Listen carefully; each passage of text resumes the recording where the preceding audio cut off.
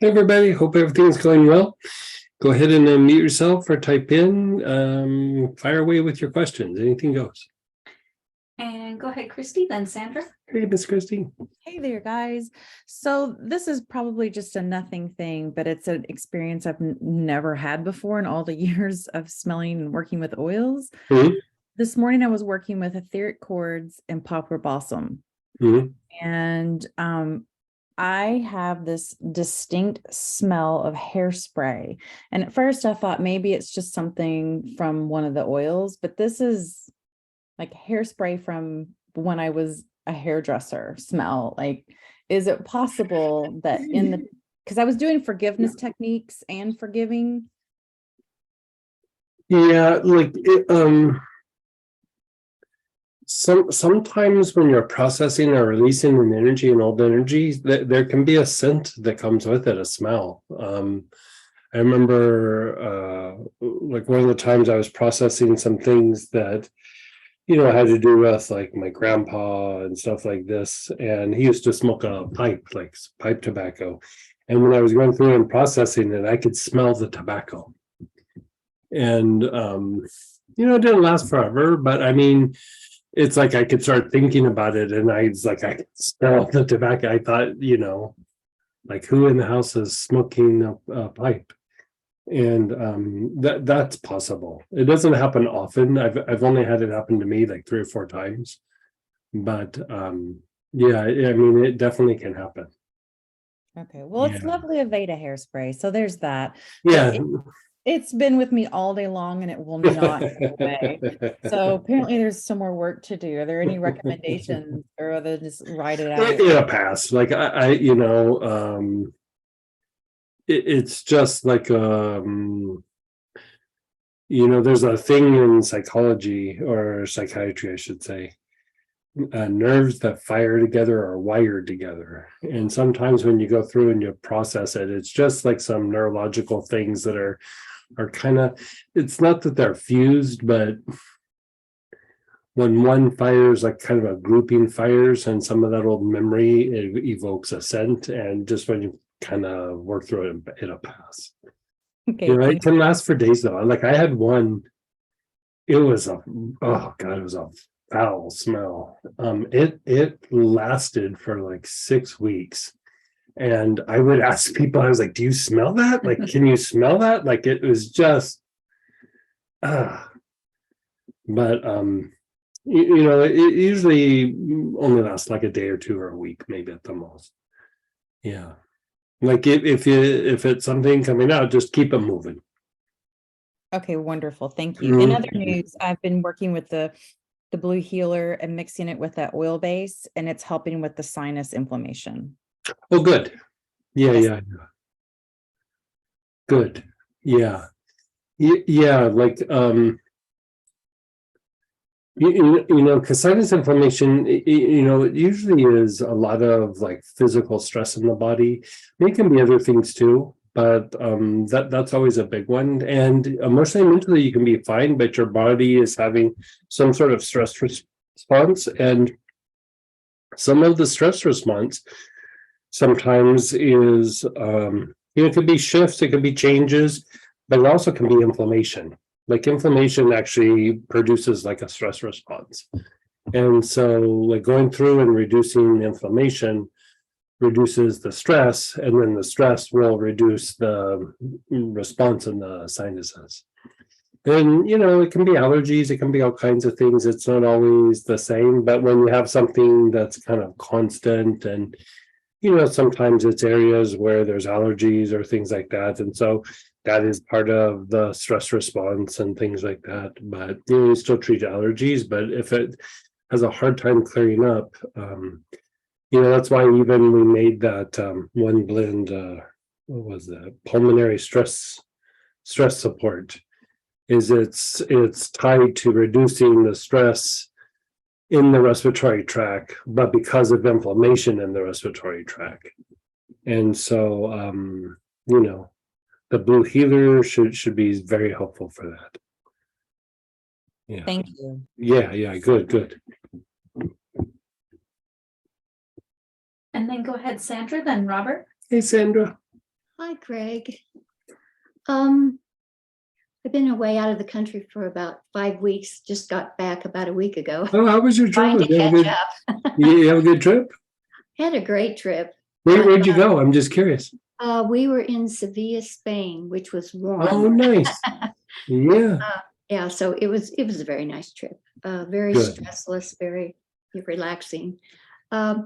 But since I've been back, I've been trying to catch up with everything I missed. You guys have been busy. But I have been taking your digestive course, which is really informative. Mhm. And I have an antidote I'd like to tell you, and then I have a question. Sure, But, sure. Before I left for a couple of months, I had a kind of a severe GI problem, which I was tested for everything. They couldn't find out. Everything was negative, which is good.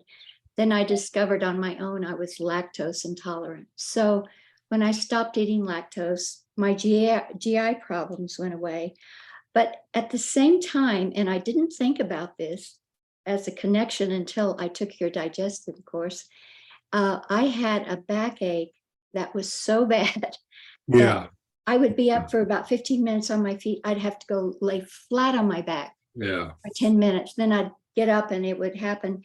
And it was only when I finally stopped eating lactose, my GI problems went away, my back problem went away. Mhm. It was such a good example of the connection between those Yeah. two. It was just, And who would think? You know what I mean? Like, I who would it didn't think? dawn on me at the Yeah. time. And only when I took your course did I went, it was like a eureka moment. Wow. Yeah. So anyway, I just thought I'd pass that along in case someone else has the same problem. Oh, good. The question I have is also from your course. I have a friend or a client who has had COVID twice, and it has left her with breathing problems. And she really feels energy. And she said, there's junk in my lungs. And when I scanned her, indeed, especially in her right lung, there was a lot of, I don't know what, inflammation, just Probably like inflammation, residual yeah. virus or something. And It's probably inflammation, and a lot of what, like the after effects of COVID, or like what people call long COVID, it's a lot of lymphatic stagnation, and so like there's tissues that just need to be detoxified. Mhm. So it really is about stimulating like lymph movement. Helichrysum is always good. Helichrysum is good for inflammation. It's good for, if there's any potential small clots or anything left anywhere, which I don't think that's the case for this situation, but still, if it was there. And then helichrysum is a very good lymphatic, oil. It's a very good lymphatic stimulant. And so, that's one way of doing it. What We have a class that we did a few weeks ago, like at the end of February, which is going to be a series of several modules. And the first module was on the lymphatic system. And so we kind of systematically went through and unwound the areas of the lymphatic system, the lymph nodes. And so we started at the throat, and then way up around the upper part of the neck and the ears, and then down into the chest and the armpits, and then into the gut. It would probably be good for her to go through and do that. one thing that I wrote notes about, it said German chamomile cleans up waste from viral and bacterial infections. Yes. I was wondering if she inhaled German chamomile, if that would be helpful to her. Yeah, German chamomile could be helpful, but I would even, if she's up to it, I would even take a few drops internally for several days in a row. It does clean up the metabolic waste that happens from infections and really crazy amounts of inflammation. And, it stimulates white blood cells and, helps the immune system kind of go through and clean everything up. And so that's always a good thing to do. Inhalation would be good, but for this one, I would say probably internal. Okay. Yeah. All right. Thank you. Yeah, but a good choice. Yeah, very good choice.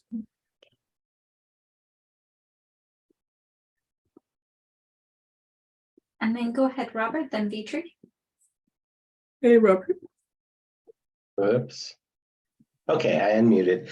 Hi, how are you guys doing? Good. I'm trying to do multiple things at once here and paste into here. There were a couple of oils, new oils I saw in the newsletter, and I was curious about them. One of them was fatty foods. What can you tell me Oh, about? yeah. Did we put that on I the site? did. Oh, okay.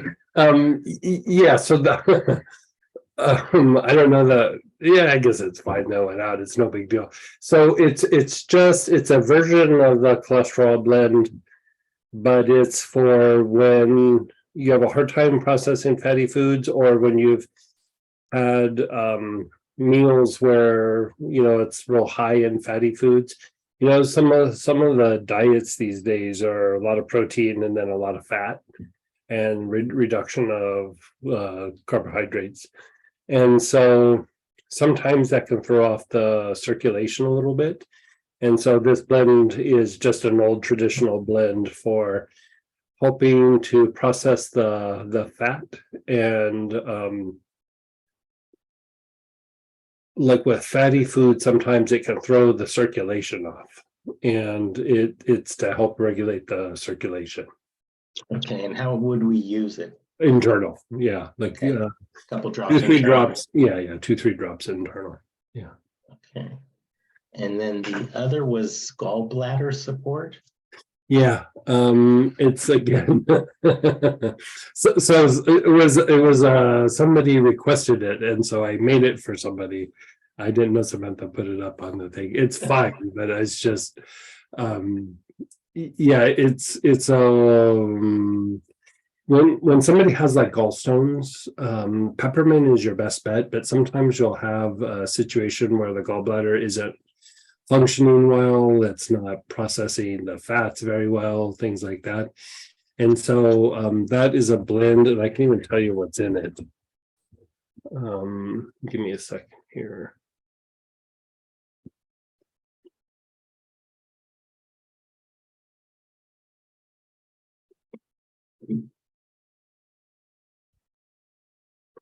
What's it called? Just gallbladder. Gallbladder support. Bladder support, You might have just put gallbladder in your notes. probably.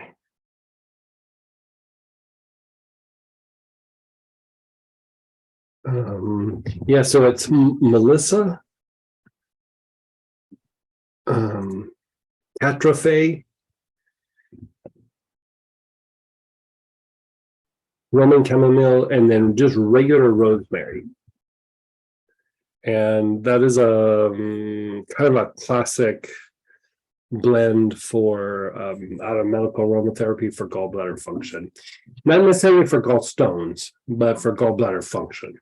Gallstones, I still would go to peppermint. Rosemary is always good for gallbladder function as well. Rosemary and rosemary verbena. But different aspects, different issues can come up with a gallbladder. And when you're just looking at overall function, the peppermint is good for the stones itself, but doesn't necessarily increase or improve the gallbladder like this blend would. So this is just trying to enhance the function of the gallbladder. Sometimes as we get older, they take the gallbladder out and stuff, and so it's like a way to try to prevent having to have a surgery or a procedure or something. Okay, great, Yeah. thank you. Yeah. You could list a few more. Maybe I shouldn't have put some of the others on the site. Well, I was just like I laugh because like you Samantha had a big old grin on her face because it was just like a special request. And there's a bunch of things that I make that I don't really put up on the site because it's just it's it can be case by case, overwhelming. case by case basis. And usually if somebody asks me for something, I'll go through and just pull out an old recipe or something. But Yeah, well, there's a lot of good stuff on the site that just got added, but oh, good. I I look at them and I say, oh, I know about this, I know about that from the class, and I know about that from this. But these two sort of stood out. Yeah, like so gallbladder support makes sense, but like why I started laughing too was I didn't know what to call it. So I was just like, oh, it's for fatty foods. It's just, when we sent to the person, we'll just call it fatty foods. And then I was like, I probably would have picked a different name for it to be on the site, but it is what it is. Well, it gave me an idea of what it was about. Mhm. I guess maybe sort of the follow-on question after I listened to your description of fatty foods was, how would I know that that's something my body needs? So when you say you have a diet that or maybe from time to time like you're eating foods where there's a lot of fat in the foods, or you're eating foods that are real rich, or you're possibly or potentially on one of those diets where it's like high fat, high protein but low carbs. Mhm. It starts to throw the circulation off. And so sometimes it can be disruptions in the digestive tract. It could be fatigue after eating. It could start to be like palpitations or circulatory disruptions. In extreme cases, you can start to even see disruptions in autonomic function, where you start to get like a little bit sweaty, a little bit hot, a little bit dizzy, something like that. But that's not so much a circulatory disorder or issue. It's more of an autonomic issue. And the autonomic issue, we can usually treat it with like lemongrass and anise or tarragon, but I've been going through and refining some of the approaches to treating autonomic dysfunction, just because it's tied to stress, it's tied to trauma, it's tied to sleep issues, things like that. And so trying to step up my game a little bit with the autonomic issues, and so we'll see how that goes. But yeah. Okay, great. Yeah. That helps a lot. Thank you. You're so welcome. And then go ahead, Vitri, then Shraddha. Hey, Vitri. Hey Greg, can you hear me? Yeah. So did you have your surgery yet, or I did. how did that go? It was interesting. So I did the surgery on February 22nd, Mhm. and it's supposed to be just a simple thoracic laminectomy in the T4, T5. However, when they went in, they found, I think it's the size of a big marble, hard as a rock, of calcifications, and it was pushing towards the dura. So when they were cleaning up the calcification, they found that there was a hole on the dura, and it was leaking The fluid. The fluid, the cerebral spinal fluid. Mhm. So they had to fix that hole. So a surgery that was supposed to be for only 2.5 hours, it took 6 hours Oh my God. later. Really? Yeah. And then I was only supposed to be in the hospital for 2 days, ended up being there for 5 days.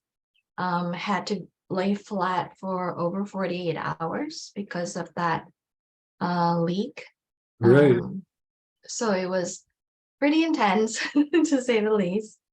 And I got back February 26th, and I was progressing pretty decently in terms of pain, but then I started taking oxycodone, and first I was taking diazepam to just relax my muscle and be able to sleep. At first I was taking that, but once I got out of the hospital, I started taking the oxycodone like twice a day. And I was regular for several days, and then on the 6 days after taking oxycodone, I started having digestive issues. Constipation. constipation, and then Yeah. hemorrhoids and all that, and that was even I felt worse than the surgery. Yeah. So that lasted for almost a week. I'm much better now. It's starting to be more, in terms of bowel movements, starting to be more regular, and hemorrhoids shrinking. So Oh, good. I have more energy now. So I feel like I'm moving forward. And they also removed the staples Mhm. last Thursday. There were about 25 staples, so it was a Wow. long incision. Yeah, it was about, I think it was supposed to be like 3 inches initially, but they had to cut longer to 6 inches instead. But it's healing nicely, I feel. I'm starting to feel like just itchiness and Mhm. a little bit of pull and stretch here and there. But I stopped taking the pain medication since I started having the constipation issue. I just said I'm Right. done with that. I Right. don't want that anymore. I'm done. I rather feel that pain rather than the other pain. So Right. I get you. yeah, because that's the root cause of the other issues, right? So I stopped taking that since I think over 7 days ago. So now I'm better. I'm not even taking Tylenol, so I'm just, I'm not taking any medication other than my normal blood pressure medication. About it. And how are pain levels? Pain levels is very manageable. I'm doing Okay. more things. Yeah. Somehow the wound on the incision is healing pretty nicely. But I guess my question to you is, what else should I do? Oh, by the way, I also worked with the orange healer and the green healer, Mhm. kind of to move stagnation and stuff like Mhm. that along. Mhm. So that certainly helped the process. Of course, I haven't applied any oils on the wound because I'm not supposed to Yeah. apply anything on it just yet. So I guess my question to you, if you don't mind, maybe quickly checking in on what else I need to work on in my system, because I think my system had a shock when I started taking that pain medication, because I've never taken any pain medication in my entire life. So But if you the don't mind. pain levels are pretty manageable right now, right? You didn't have too bad of a rebound or anything like that, or No, okay, yeah, boy, good for yeah. you. So as soon as the wound is closed, I'd go pretty hard on the helichrysum for a while. That will, clean up the scarring and help reduce, how you're describing like that pulling sensation when you're kind of moving around and stuff. That will Mhm. help unwind a lot of that. So is that application Yeah, I or would no? put it, have Paul like rub some in on the area. It's probably an area that's hard for you to reach. So, Yeah. just having put several drops in the area when the wound is closed, and then just kind of gently rub it in, like not applying pressure too hard, but just kind of rubbing it so it gets in through the skin. I definitely would be Do doing I that. apply it neat or Yeah, I in would do carrier neat. oil? Yeah, Neat? I mean, if you want, you can do it in carrot oil, but for like the first few dosages, at least I usually do neat for that. And then, you can put it in, you can put it in rosehip oil, or you can put it in tamanu. I tend to like the tamanu a little bit more, just because of the tamanu will help, reduce some of the inflammation and the scar tissue as well. And so sesame oil would also be good. Okay, I have all of those. Yeah, so just use Okay. any of that. And then any time that there's a back issue, or like, here you're talking about a surgery, or where you've like had to deal with something where it's been compromised like that, I would go through and open up the breath a bit. You know, definitely go through and just take some long, slow, deep breaths with like, hyssop, Sitka, myrtle, something like that, just to open up the lungs and the diaphragm. It will also take some of the pressure off the spine and the spinal muscles by going through and doing that, because if the Okay. diaphragm is tight, the spinal muscles tighten up. And so that will just help you to stay comfortable. And Yeah. then, just because you went through that, I would like either balance out the autonomic nervous system or do something like tarragon or marjoram, just to kind of keep pushing you on a little bit more of that rest and repair mode. Your body, when you have these kinds of compromised situations where it's like a surgery or an injury or something like that, your body goes into a little bit more of fight flight, and so it slows down the healing process a little bit. You sound like you're pretty comfortable, so I would say that fight flight is probably not a super big issue for you, but I would just keep doing that, because it would still encourage like deep sleep and rest and relaxation, and like when you're laying there needing to be still, it becomes a little bit easier. Like Mhm. when people had issues where they were having to be bedridden a lot, I would use a lot of lemongrass with them, either diffusing or put it on like a part of their body with some lotion or something, just so that they're able to relax more when they're bedridden. And it keeps the body from getting sore when you are having to Yeah. spend a lot of time recovering, because I mean that actually becomes quite the issue. You don't Yeah, really think of it like that, but being bedridden or not being able to move around very much actually can be kind of hard on the body. And you get stiff, you get achy. If you need to augment that a little bit, terebinth is always a good one, or even like Sylvester pine. I tend to go terebinth on that just because of the stiff, achy joints. Terebinth can be very helpful for that, and you would want to just put it on the joints where it's achy. But Yeah, around the incision, it feels sore. yeah, The muscle still sore yeah. and tender. Yeah. So, I mean, the good news is, like when you have a surgery, that first week, it doesn't really feel super, super bad. Like, I mean, it hurts. It's the second week where it really hurts. That was the And second yeah, week. and that second week, Yeah. if you're getting through that and you're doing okay, and granted, you did some pain meds, but I'm one to say keep the pain down as much as possible, because the pain will throw the body into kind of in a crisis mode a little bit. And so that you got through the second week pretty okay. And, it sounds like you're starting your third week and you're pretty comfortable.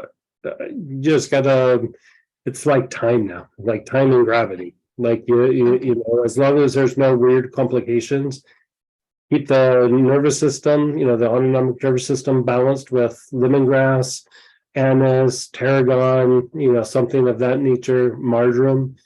With You the tarragon and marjoram, how do You can just use it? actually inhale it. Like, Inhale, you okay. could just inhale it. I mean, if you want to put a couple of drops of tarragon in water and drink it, or lemongrass, you could do that. Marjoram, you can always just put on the skin. I mean, the thing that's nice about marjoram is it will take out some of the spasms in the body, even if you don't put it on the spot. Like, Okay. for example, I would have people who had broken a bone or something, and say they were in a cast, for their hand up to their elbow, and the arm was getting like tied, and it's in that fixed position, and it just gets uncomfortable. I would have them put marjoram like up on the shoulder, like not even close to the cast, and it would take Okay. the achiness out and the tension and the cramping out of the hand, even though it wasn't on the spot. And Okay. so you could do some version of that. Like you could just put it like up on your shoulders, like here, Yeah. or put it on your wrist, or put it on your belly, just put like a little bit on your chest or on your belly and just kind of rub it in. And it will take the pressure off of that area. Yeah. Okay. Yeah. That sounds good. Marjoram, my experience also is in any time like where bones or ligament needs to heal, marjoram definitely accelerates that process, because it reduces some tension, and it does increase blood flow into the area a bit, but it doesn't make the blood like pool. You know what I mean? Like, you can put circulatory oils on an area and drive a bunch of blood in the area, but if the area is still a little compromised, the blood ends up just pulling and causing like, swelling or little edema. And marjoram doesn't tend to do that. Okay. I mean, Okay. black pepper can be good, but I would use it like farther down the line. Like, like maybe in about 2 weeks, you could take like a black pepper salt bath, because black pepper is very good for stimulating circulation. It's very good antispasmodic, and it actually has some pain relieving properties, and has some anti-inflammatory properties to it. And I always like to mix it with like turmeric or like ginger, or turmeric and black pepper work really well together. And so, like, don't we do that in one of your tonics? Yeah, Black the pepper, Vitality. Vitality. Yeah. It's foraging. The black pepper actually will make the turmeric work better. Okay. So, yeah. That sounds good. Frankincense could also be thrown in that mix. Like you could either put it on the body or topically, internally. What was that one? Frankincense. Frankincense. Okay. Yeah, the frankincense is really good for like the precursors to inflammation. Like it will kind of reduce some of that. So like for me, I use a lot of like the Three Wise Men, which is, basically a fancy frankincense and myrrh. And, it has an anti-inflammatory effect. It has an impact on lymphatic movement. It's anti-inflammatory. It reduces pain, because the myrrh diminishes the intensity of pain. It's not necessarily, I guess you could call it a pain reliever, but it's also like it calms down the pain and how your brain processes pain. Like it hits a lot of the same receptor sites that like pain meds would hit. And so, without the intoxicating effect. Yeah. And so you can always use, a bunch of myrrh in there. So, it sounds like you really got a handle on it though. So, I mean, I don't know that you really need to step up your game too crazy. You sound pretty comfortable, and it's just, I mean, that your spinal cord was leaking. Yeah, that was not That good. It's not crazy, but at the same time, that's getting kind of serious. Like, thank God that they found that, because that could have gone on for a long time. Yeah. And so, that got corrected, but probably going to be a little bit of recovery from that, because, the issue being that the fascia that wraps around your spinal cord can also get like a lesion in it, which is basically like a cramp, like or like a spasm. And so the helichrysum should help with that. Like, even later down the line, if it is like you still feel like there's an area where it's still wound up, a little bit of helichrysum internal, black cumin internal could work. And in extreme cases, what I've done with something like that is I have them take MSM, that sulfur compound that you get they usually use it for arthritis, but it's really good for breaking up scar tissue. And, that's just another way of saying lesion. And so sometimes taking that internally can help, but my guess is you're going to probably be able to handle all of this with helichrysum. But if you need to problem solve it, I mean, there was a couple of times where when I was specializing in whiplash and car accidents and things where people would just have these like crazy back injuries. And, they'd have surgeries and we'd relax the muscle, but there was still like a lot of scar tissue and scarring. And so one of the things that I would do is I would put either a tincture of lobelia on the spot, or I would do what do you call it when you do like the herb on the body, like no, it's not a compress, but it's not a plaster. Poultice? Poultice. Where you would heat up a bunch of the raw herb, and then you get it real, it's still lobelia, and then you'd put it on a spot and then put a cloth over it with a moist heating pad and let that go in, and it will relax everything in that area, especially the fascia. And in severe cases, I would do that. It's messy, and to potentially do that, you get enough herb and all the stuff to set it up. It's like probably a $30 like little procedure to go through and do that. And you would have to have somebody do it to you, because you would have to be laying face down on that. But it can work a miracle. The other one is just if you're having a hard time with that and the helichrysum doesn't get it, is the castor oil. That was a compress. Yeah, that's a compress, right? Yeah. So I'm trying to get my lingo right. Yeah. So you get do the castor oil, packs on the body, and Okay. castor oil is, it's very cleansing. It's a lot of orange product, so it actually moves a lot of the lymph. And whenever you're looking at like scar tissue, I mean, part of that is you're having to relax or release the fascia, which is what a lesion is the fascia has tightened up. And part of that is if the lymph is stagnant in the area, the fascia binds up. And so if you can't get it to unwind, you just keep treating the lymphatic movement in the area, and it will unwind the lesion. Because even if you look at what helichrysum is, it does a bunch of amazing things, but it is a great lymphatic stimulant. It moves lymph. It increases the circulation. It helps the body to detoxify. It thins down the viscosity of lymph. I mean, it's a really good all-around lymphatic oil, and that's why it works for so many things. Is basically it's a lymphatic oil. Okay.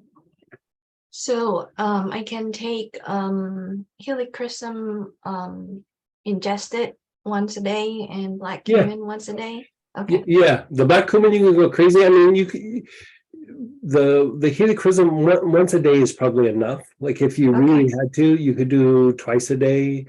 I mean, in extreme cases, we step up the dosage, but I don't like to step it up too much. Like, a couple drops, 1 to 2 times a day, I think is pretty fine. And then, when the wound closes, you can start putting it on directly. If the wound is still open, what you could also do is just put a few drops on your wrist and then rub the wrist together, just to support lymphatic movement. But you could also do that with other lymphatic oils. Okay. Yeah. Sounds good.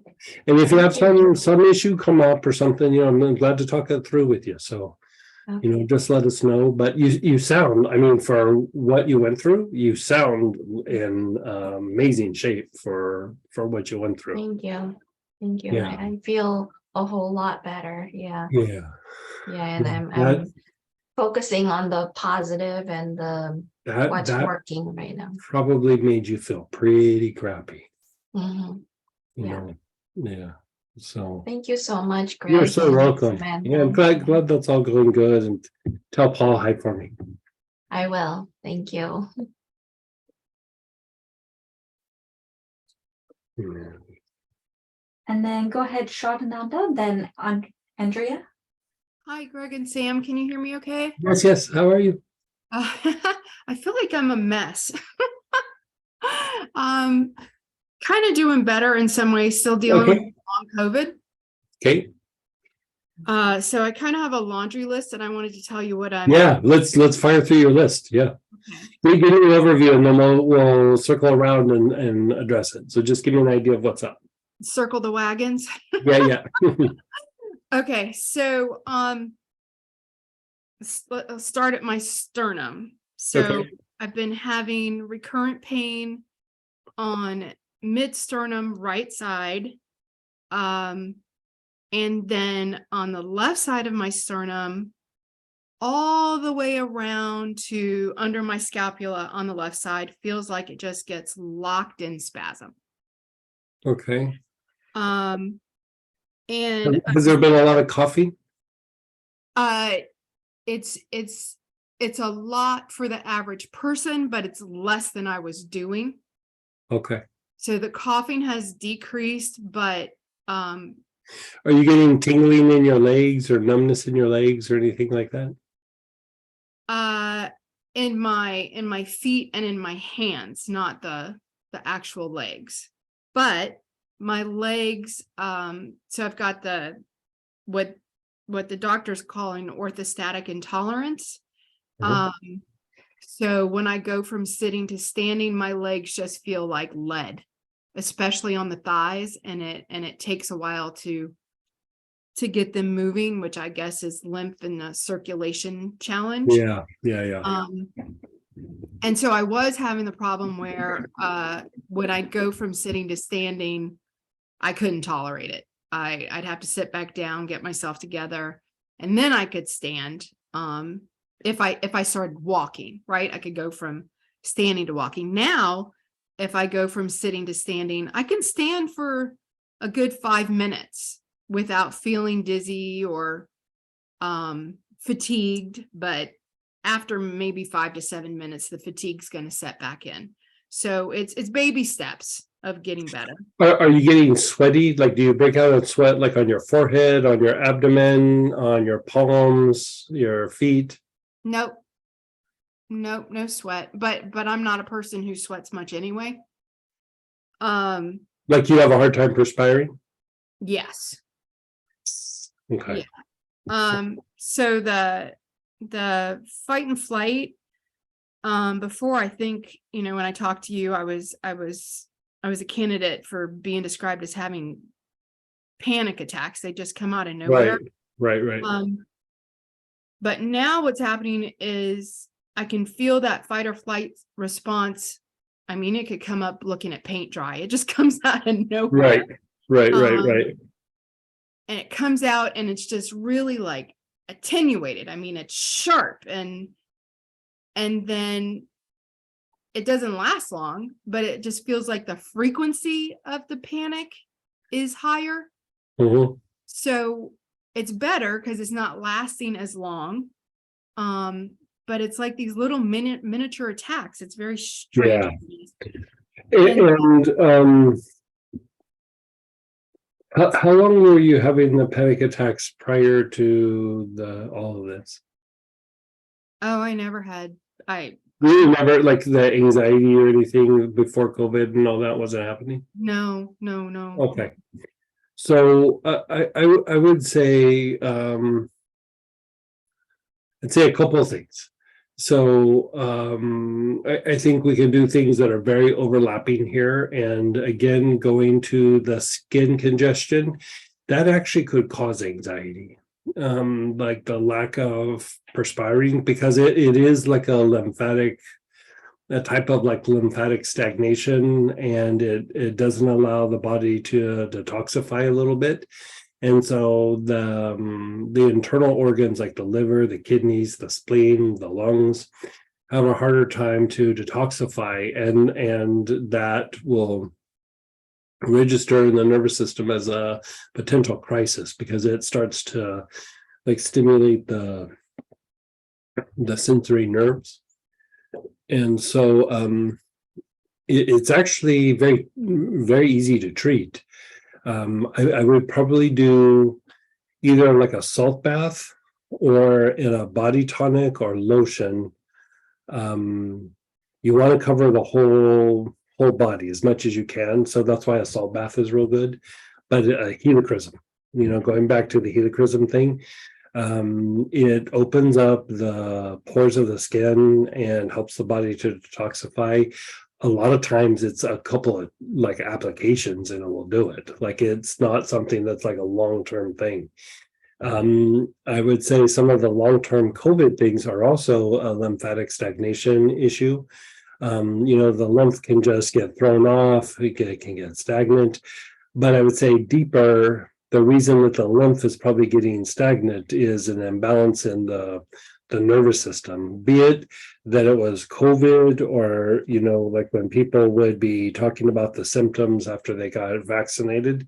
I mean, it's basically an autonomic disturbance, the achiness, the body goes into a little bit of fight flight, and sometimes it regulates and sometimes it doesn't pull out. So lemongrass is balancing to that. Tarragon is balancing to that. Marjoram can be helpful. And one that I don't mention a lot, but is also very balancing to autonomic function is also sage. Sage can be incredibly balancing to that. There's fancier ways of doing it, and I don't think we ever put the KMG. Did we ever put that on the site? I don't think so. I don't think we did either. I think it was in maybe a class, or we bounced it around. But there is this formula that there's variations of this formula, but it's one of those ones that's it's kind of a 200 or 300-year-old formula. And it's mostly a European thing. We really don't hear about it in the US, and even the KMG, it's a big long German name, and people just shorten it for instead of having to speak German. And it basically is just a way to balance out some of the autonomic function. There can be poor tone in either side, the fight, flight, or the rest and repair, and then not necessarily balanced, because if the rest and repair mode loses tone, it slides the fight flight into a greater level of activity.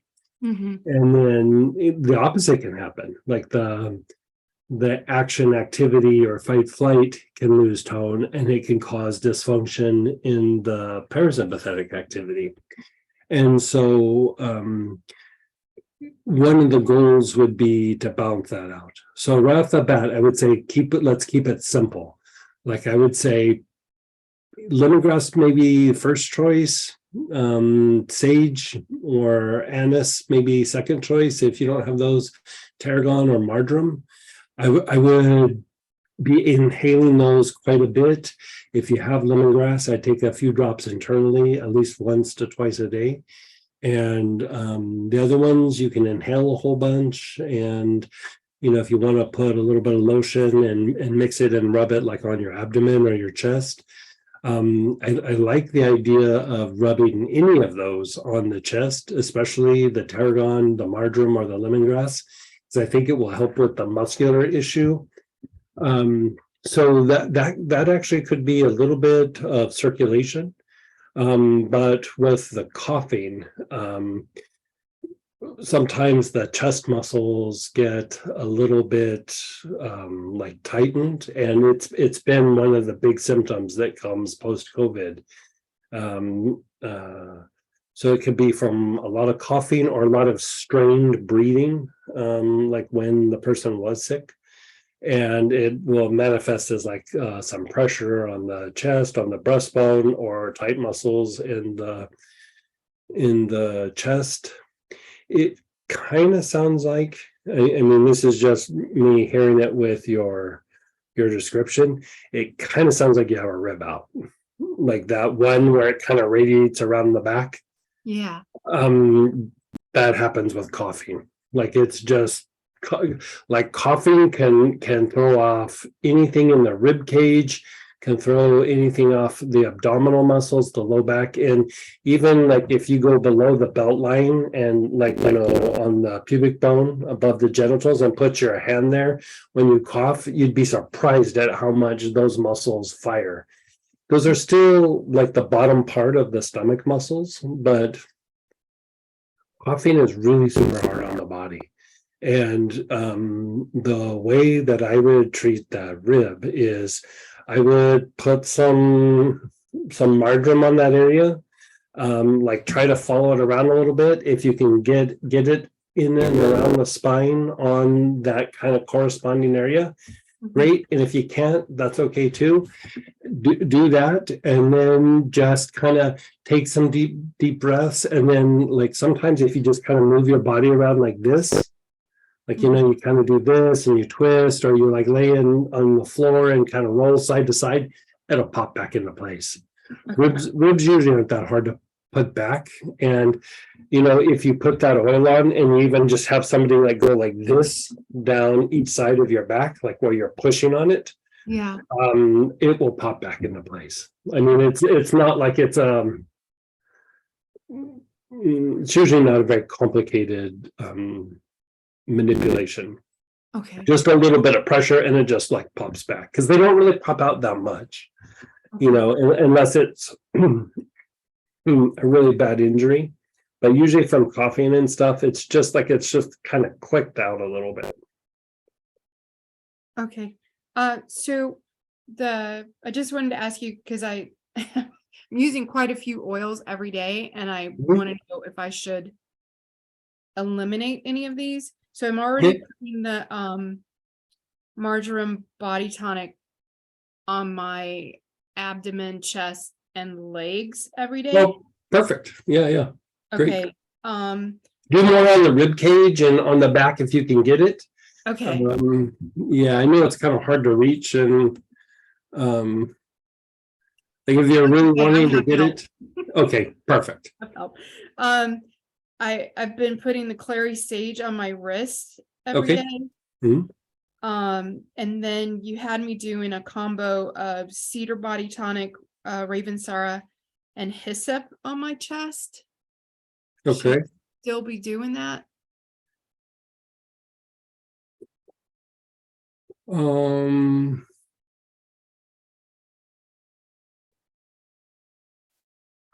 I think that one you're okay. Like you know, you could use it from time to time, but I don't know that you need to be using it daily.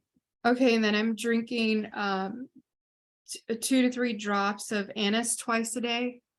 Yeah, I'd keep up with that. Okay, and then I'm doing a pattern a couple of times a day of you know, the front brain, back brain, front heart, back heart, and then reverse it with Yeah. rosemary Perfect. verbena. Yeah, perfect. Okay, and then on that sore spot on my chest and down my sternum, I've been doing frankincense and myrrh. Yeah, so when you put that on the breastbone, like on the sternum, how is that feeling? With the first couple of weeks I was doing it, it felt fantastic, but now I don't seem to notice it affecting anything. Yeah, I'm wondering if we need to change that one a little bit. I mean, that's a good blend to be doing stuff like that with, because it does so many different things, but that you're still having that. Well, maybe the lemongrass internally will take care of that. Yeah, like okay, so if you take the lemongrass internally, you can drop the anise, like you can Oh. switch that out, like so it's kind of an either or. Okay. If you have lemongrass, I'd probably do the lemongrass. Okay. But if not, the anise is fine.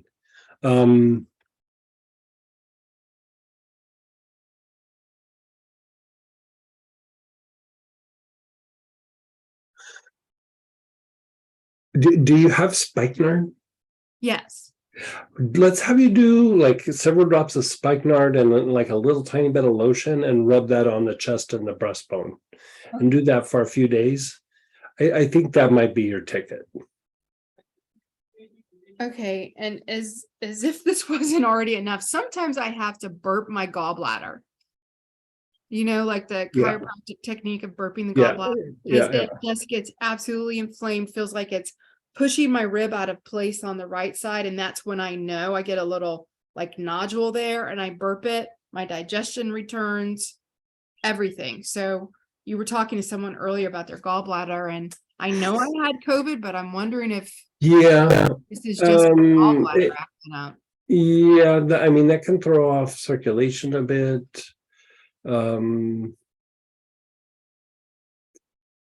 Definitely can be uncomfortable. So the pain is on the right side that wraps around the ribs? No, that's on the left. Okay, so yeah, I'm gonna stick with that. Sounds like a rib out of place. Okay, The right side, it's like, I mean, it could be a complication from the gallbladder, but it wouldn't do it on the left side. okay, Uh, Peppermint internally will probably resolve that. If you don't have peppermint, rosemary verbena, I have all even- of those. okay, like any of that, even pine can be a bit helpful to the gallbladder. I mean, we have that gallbladder formula, but I would say explore all those first. Okay, I mean, I usually, my first go-to thing, like when there's a gallbladder issue, I go peppermint or rosemary. And then if that doesn't resolve it, then I start doing like, okay, what about pine or even Moroccan thyme? And then if that doesn't get it, then we start thinking, okay, like what could be a little bit more specific. And so, we can always do that blend at some point, but I would explore all those first. okay. Yeah, Thank you so much. you're so welcome. Keep us List. posted. Yeah, keep Thank us you. posted. Yeah, that pressure on the chest, boy, that has been a thing for post-COVID. Yeah, that actually is kind of comforting. Yeah, yeah. I mean, it's Not something extraordinary. it's like if I had like a handful of symptoms that people complained about, like post-COVID, that is definitely one of them. Yeah, okay. Yeah, Thank you so much. you're so. And then go ahead, Andrea, then Chris. Hey, Andrea. Hi there. I have a question about an acquaintance from high school. Mhm. I have just gotten to know her a little better in the last few years. She revealed to me the other day she has had this headache that is just a dull, intense pain, and it started December 5. She has had an MRI with contrast, and they can't find anything wrong with her physically, except a little bit of atrophying in the cerebellum, I think it was. Okay. So, Yeah. and What part of her head is hurting? it's primarily the right side, but she said it goes across the front, low by the brows, and it feels more like a dull ache and pressure above. Like it goes across like this. Yeah, like that. So what happened on December 5? She has a housemate, and the woman is on a lot of pain meds, but she runs out toward the end of the month and goes through withdrawals. And my friend and her housemate had a huge war, she said, Mhm. on December 5, and she has had that headache ever since. I worked with her the other day, just introducing her a little bit to oils, and we did, I don't even remember the first one we did, but we did the lemongrass, and we, with the wisdom of the heart, to kind of calm things Mhm, down a little mhm. bit. And did that help? Yeah, she felt much, much calmer. She has been an incredibly anxious person all her life. I don't know Yeah. if she ever had a day in rest and repair. Oh. Yeah, lots Um, of trauma from early on in her life.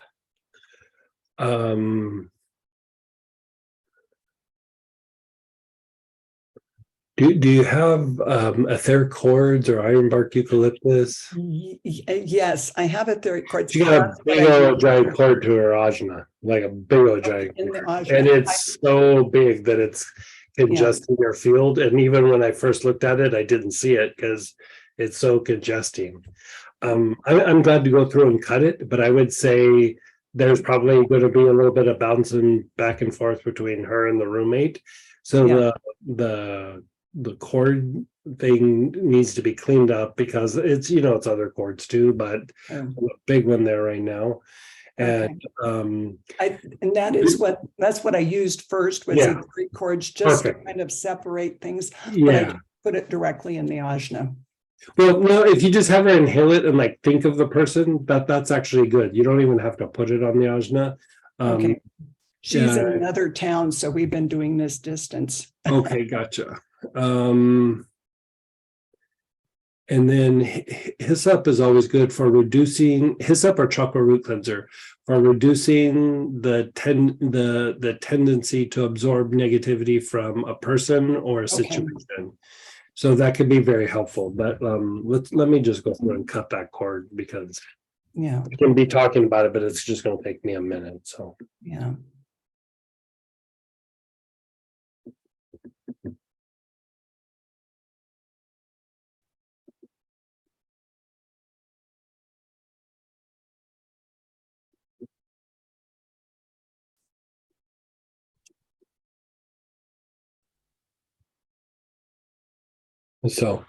yeah, try doing that stuff and then Okay. see. Yeah. Sounds really good. Really good. Thank you so much. I have a couple of housekeeping type questions. Yeah, fire away. So the actual location for the back throat chakra, when we, from the mystical foundations, we put Uh-huh. red healer on the back throat. Uh-huh. When I look at charts and things, I'm not sure if it's at like C7 or C4 or. Like shoot for the middle of the back of the neck. Okay, Yeah, perfect. There is a little thing up a little bit higher, but for what we're doing, just shoot for the middle of the back of the neck and you're good. okay. So then I have another question about the Mhm. patterns and the repetitions. Mhm. Patterns is doing 3 breaths. No, I'm sorry, 5 breaths. And then doing the whole pattern 3 times. So that would be 15. Is that the same as doing? Yeah, one no, time that's fine. through with Yeah, sure. 15? Yeah, that's fine. We set the pattern for 3 to 15 just to keep, especially like in the longer classes or something. You could always go longer, but if it's a long pattern or if you're doing a bunch of things, you don't want to get too stuck on a particular situation. But there's been times where I've had somebody lay down at bed and do like 75 to 100 inhalations of something, Ooh, basically until they start to fall asleep. yeah. But if it doesn't have to be exact, like it's just kind of a good gauge. And so if you do 3 or 4 inhalations and you cycle through that pattern, that's great. Yeah, that's Okay. great. Yeah.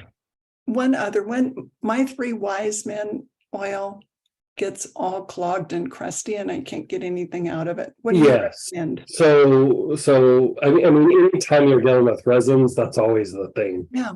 Is so the trick is to like heat up a cup of water like in the microwave or like you know how you're making tea, and then just put the bottle, keep the lid closed, and then stick the bottle in the hot water for maybe about a minute to 2 minutes, and then it kind of warms it up and it liquefies it again, and then you're kind of good to go. If it's been sitting for a long period of time, you can also add, like when you've warmed it up, you can add a few drops of like alcohol or a little bit of like olive oil or something, just to make it a little bit more fluid, a little bit more liquid. But Or yeah, sesame? yeah, anything that just kind of Soften like, yeah, basically. But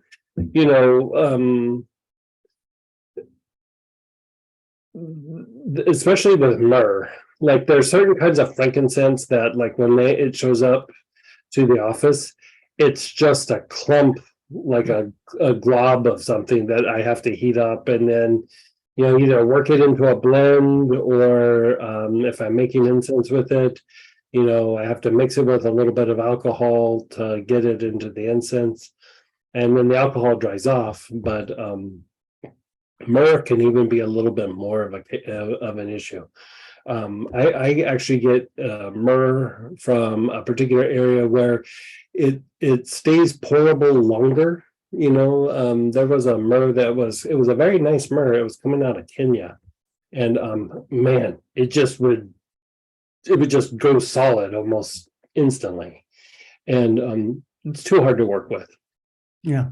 And so the trick is you just kind of have to keep heating it up from time to time. But usually if you do it, you don't have to do it again for a little while. Thank you so much. Yeah, yeah. I've been chipping the resin off around the Yeah, oh yeah. around yeah. the edge and just swallowing it. Right, right. You know, vetiver can do that, like vetiver, you know, because vetiver can get really heavy and there's another, oh, I think, is it benzoin? Benzoin kind of does that. You know, like actually when I get benzoin sometimes it just comes as a slab. And then I have to heat it and add a little alcohol to it to make it pourable. So Thank Yeah. you so much. yeah, you're so Someone's asking, could that be true for coffee as well, coffee oil? coffee. I mean, anything that's thicker, it could. I haven't had that issue except for like the bottom of the container sometimes. But coffee could. Even the cacao that we get, it comes in a tub as solid, and I have to heat it to mix it in with things. So yeah. And then go ahead, Chris, then Anne. Hey, Chris. Hey, Sam. Hey, Greg. Hey, I Hey. have a question. Barney, the basset hound, was just diagnosed with pancreatitis. I was thinking if there was an oil that could help support him with that. Cypress. Usually cypress will help that. Just put it in his food. I'd probably just put like a drop because how big is like what's the weight on the dog? Well, they called him chubby, so. But like what size are they? Like a 20-pound dog or a 30 Oh, dog? I think he's 60 pounds. No, wait. 60 pounds. So give him like a drop in like put it on like a piece of his food and then make sure he gets it in his mouth. Yeah. Okay, Like do that daily. Cypress. Okay, thank you so much. Yeah. I mean, I've never done that on a dog, but for a person, that's what I would do. Okay, Yeah. give it a shot. Yeah. Thank you, Greg. You're so welcome. How old is he? He's 9. Getting there. Yeah. Up there. Yeah. But he still has that spunk. Like he's Yeah. Okay, good. Yeah. Thank you so much. You're so welcome. And then go ahead, Anne, and then Nia. Hey, Ann.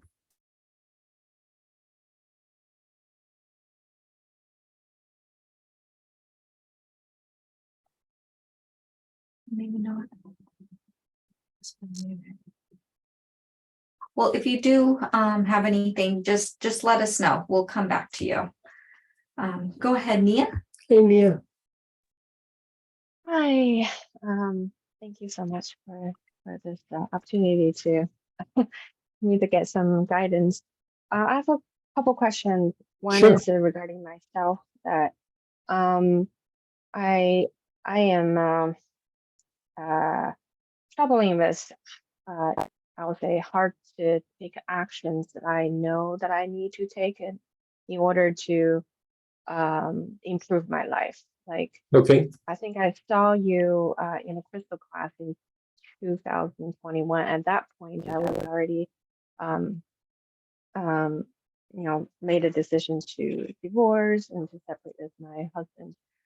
And still till now, like 2 years, almost 2 years after, I took some steps, and that really significantly moved me to the direction that I want. And there's multiple things that happen very stressful in life, housewife and we co care for our cats who are older and they have health issues. So there's legitimate reasons, but also I do realize there are steps I can take. But knowing what they are and very clearly, I still have a hard time to take even the small steps towards it. So I'm wondering if there's any oils. So does it feel a little bit more like fear, or does it feel a little bit more like procrastination, or just Probably unsure? the combination. I think Yeah. the combination of the two. It feels like it, especially I'm feeling hard on myself, especially when I know what I can do, Mhm. what I should do, but I was just like, in the end of the day, I still feel myself, I didn't do that. Where I find, there's other things I rather do or took care of that instead of it just it's almost noticing there's a legit reasons, but those legit reasons starting to become excuses. And Okay. that I feel Yeah. like it's So creating I have a couple questions for you. So for one, are you a bit more introverted than okay? So I even just like how you were talking about it, it sounded like you had the tendency to be a little bit more of an introvert than an extrovert. And Yeah. so okay, and then the other issue is like if you take actions, is somebody going to get really upset at you or angry at you, or like, is there some potential like blow up that you're like going, like when I do this, it's going to just be a mess for, Yeah, definitely Oh, okay. that's there Yeah. too. Yeah. That's what I suspected too. Like, okay. I mean, with the kind of things that you're talking about, like you said, like there's things where there's like, okay, this is a thing that I need to deal with, but it feels like there's like a bigger thing that is like, but it's really that. And there could be a series of them. It's not necessarily like just with one person. It could be changes in your life. So this is what I would say about this. Be it that you're a little bit more introverted and you're having to deal with something where somebody's going to get upset. Being introverted makes you more sensitive and more aware of that person's being upset or this or that. And so we want to be able to help you to be like a little bit more extroverted when it comes to this. Like in life, like being introverted, that's fine. But like we're really able to slide back and forth where we can be a little bit more introverted, a little bit more extroverted, depending on the situation. But either direction, people can get a little bit where that's their personality, is to be a little bit more introverted, a little bit more extroverted. And so what I would do is I would use, there's two oils that I would like for you for this. Is one is cinnamon, like cinnamon, cassia, cinnamon bark. Cinnamon bark might be a little too strong, but like cinnamon leaf or cassia, which they're very similar. So whichever one. And for a couple of reasons. Okay, so for one, it will help with procrastination. Cinnamon is also like a body stimulant, so it makes your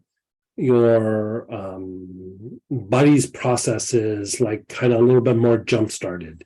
And so it's a way to kind of offset the effects of the physiological effects of like stress or being kind of like weighed down in a situation, because like sometimes like something is just worn on you so much that it's not just like emotionally, mentally it's worn you down, it's like physically has worn you down a little bit.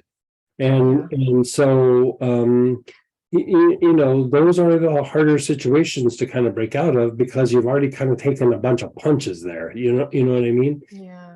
And the cinnamon helps with that. And even more so, the cinnamon makes you a little bit more thick-skinned, so that when the person gets upset, it doesn't like affect you like it would when you're just being like your like kind of normal self. It makes you, because you're a little bit more outgoing there, when they like watch an extrovert, sometimes they are clueless that people are upset at them.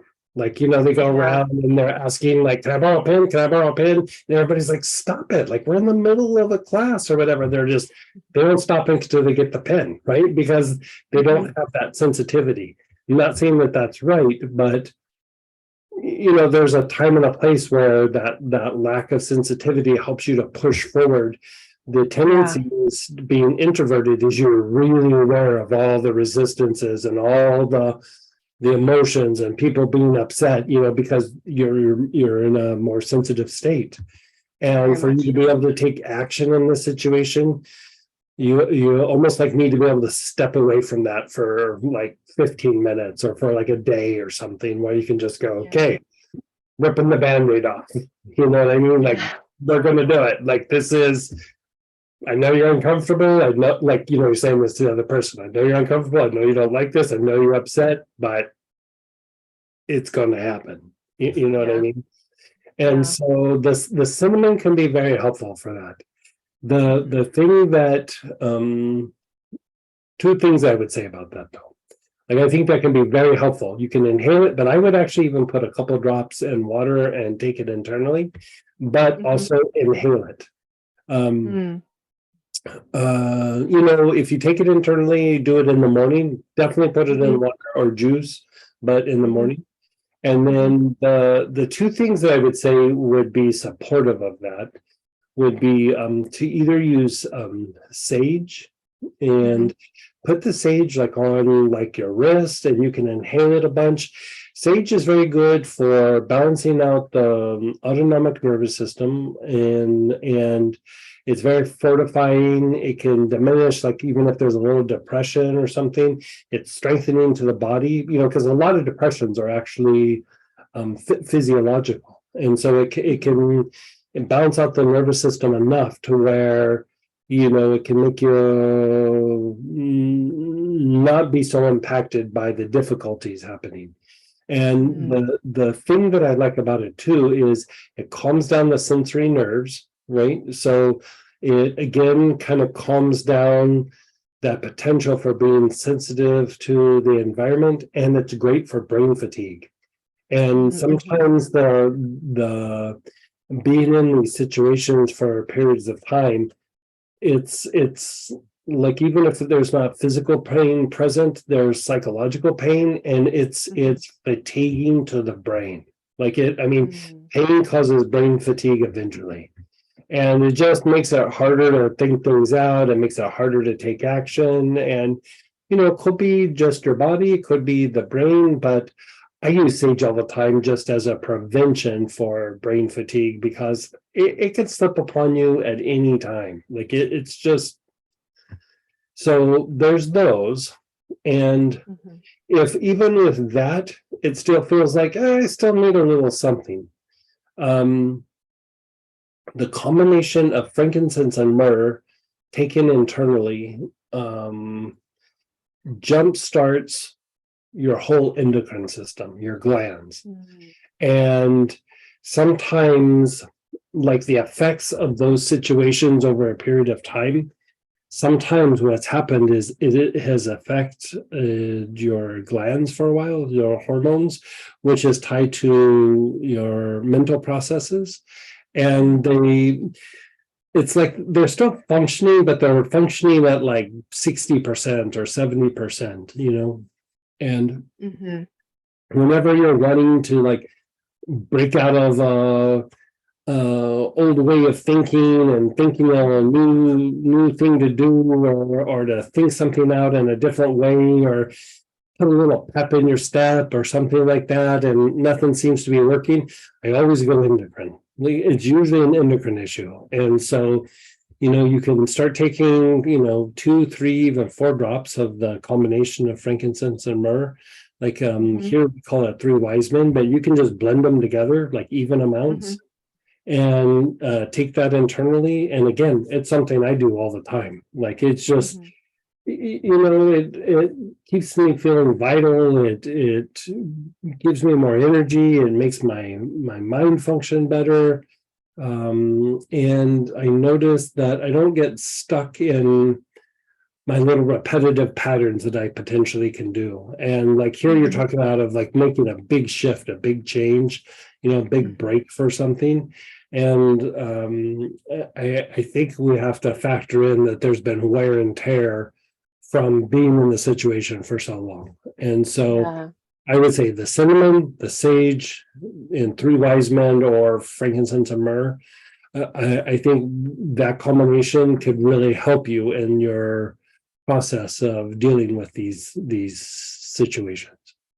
Wonderful. Is it taking the 3 wise men also in the morning, AM?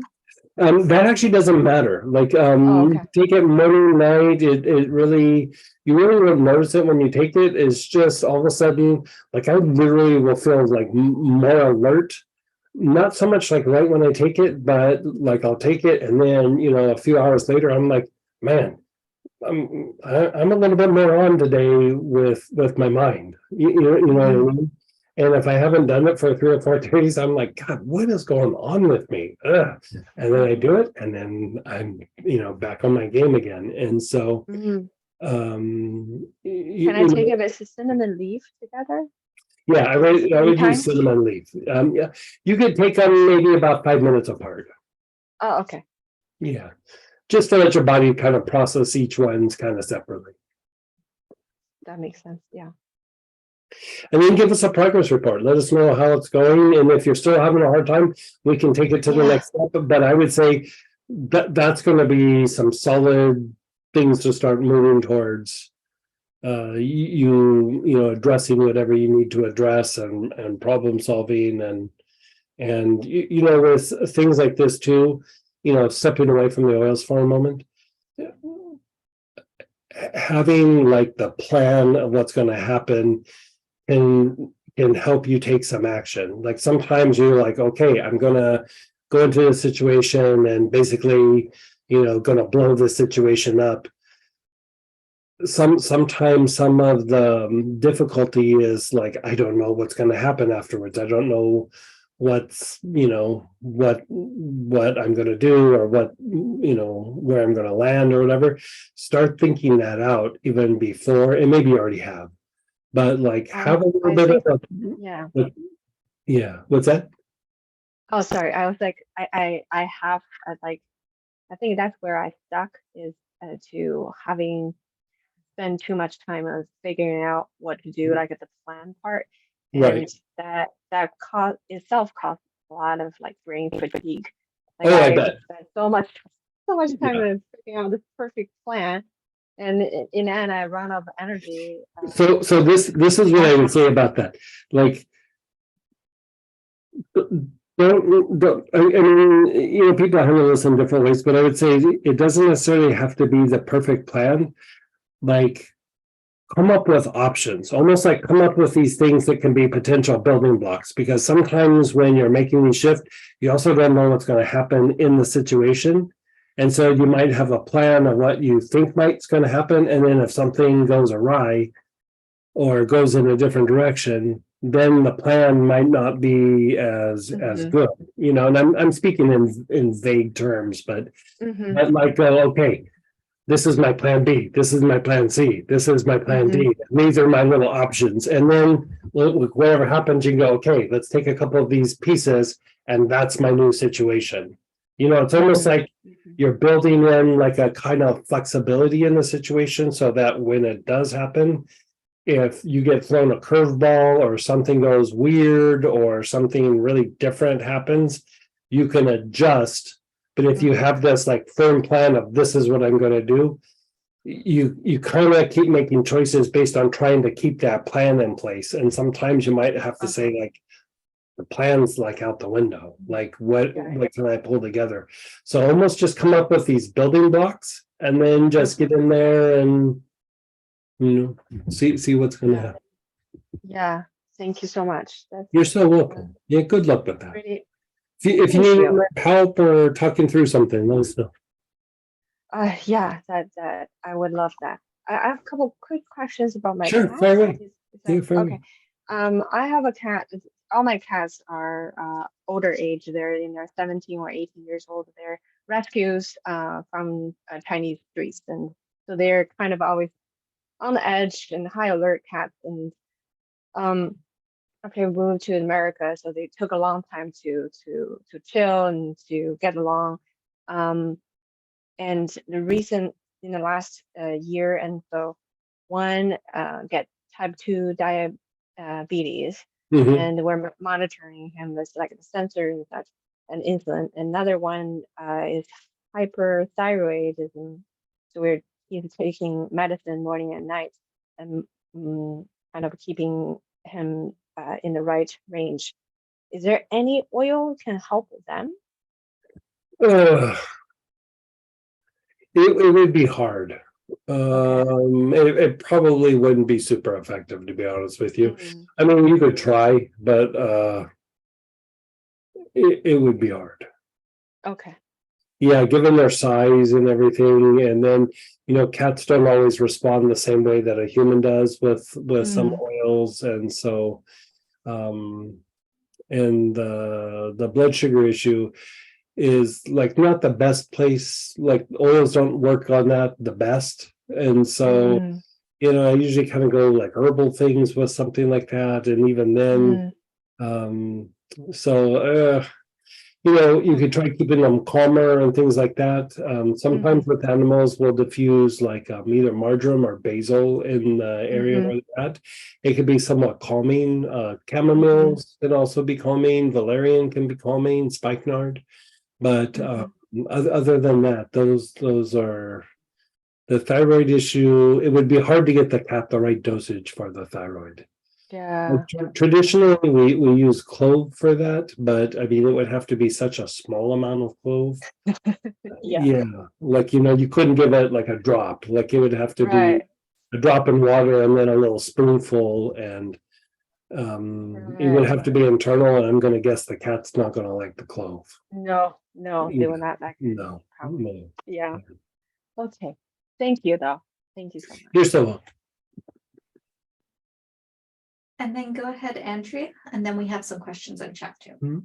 Hey, Andrea. Hi, I have a question about the trauma technique that we learned a week or so ago. And let me pull it up so I'm right there with you. So go ahead and ask me your question. If a person using the oils doesn't have very much time working with a client, would you recommend just doing one step thoroughly, or moving through and doing just like one repetition 4 or 5 reps? Like say you have like 15 minutes or 30 minutes or something, or you're doing another modality, so you're balancing time. Yeah. I would jump right to segment 2. I would do the lemongrass, even if you don't run them through a pattern, have them inhale the lemongrass, and then go to, I mean, you can run them through the thymus component, but even then, if you want to just boil it down to like a couple of like really quick things, do the lemongrass, just because it will balance out the parasympathetic and the sympathetic, and then go right to the trauma relief. It's going to release the trauma. If you don't have the trauma relief blend, use helichrysum. But I have the oils kit for that. What happened with the client that I was working with is we got, I think it was to the thymus, and all of a sudden her pre-verbal self screamed out, "I can't breathe." And I didn't know what trauma she was even releasing, but when before she could talk, somebody in her family tried to strangle her oh my God. Yeah, in a sexual assault. And so this just came out, and then she was just really quiet, and I was quiet, and I said to myself, okay, in pranic healing, you don't stop. You just keep cleaning. Yeah, so exactly. I continued on through the protocol or through the technique, and she seems to be, she was not, it didn't sound like herself when I talked to her at the end. She was very Robotic, I think is the right word. Yeah. She seems okay. Oh, okay, I was gonna say, I mean, you can always, like, if somebody has something really strong come up, like tarragon or benzoin or rose, something like that, could be very soothing, even marjoram. Yeah. Like I usually kind of go tarragon, but it's interesting, like if it was pre-verbal, like I would say even like below the age of like 6 or 7, whenever I have seen that, where there's been like an attempt on their life, or like they were abused so intensely that it was potentially life-threatening.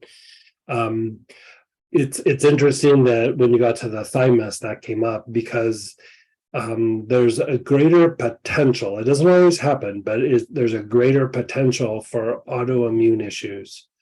And treating the thymus will reduce that, be it with pranic healing or with oils. Like Melissa would be perfect for it, by the way.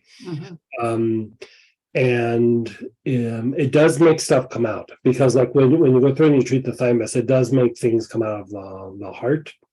And so trauma, hurt feelings, sadness, grief, things like that. But even after the trauma subsides, I would really go through and treat the thymus a bunch. And with pranic healing, like I'd clean it up for a little bit and then do the delicate regeneration on it, the greenish yellow, greenish violet. Yeah. I would do that because you want to re-educate the thymus and like the neurological interaction with the thymus and the nerves, and it can unwind that. But usually when I've seen attempts on like something life-threatening where somebody was trying to hurt them, like before the age of 3 or whatever, like the thing that I usually don't say anything, but I always watch for lupus. Doesn't mean all lupus ends up being because of that, but I've seen a lot of lupus because of that, in patients. But if you can get in and treat the thymus quite a bit, it will really change that dynamic. And we've even had it to where somebody was diagnosed and they would go back and then they'd go, whoa, it must have been a mistake. You don't have it. And so, it doesn't usually happen until much later in life, but it's just because of the trauma that the immune system gets so wound up that it just eventually ends up manifesting as potential autoimmune issue or lupus. And She's so 75 at this point, and no autoimmune issue. no, not that. She has a number of other very difficult issues that she deals with, but I just sent to her today a lemongrass and a tarragon inhaler. Oh, perfect. Yeah.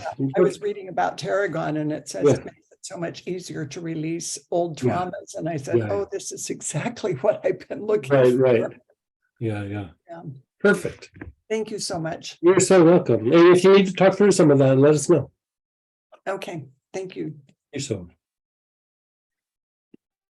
And then we have a question in chat as well. Is black cumin internally best for inflammation in the body? Is black seed better?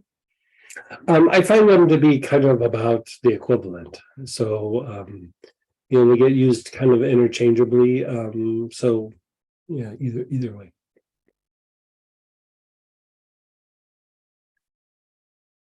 Okay, so let's go through and, it seems like we're talking about a lot of autonomic things tonight.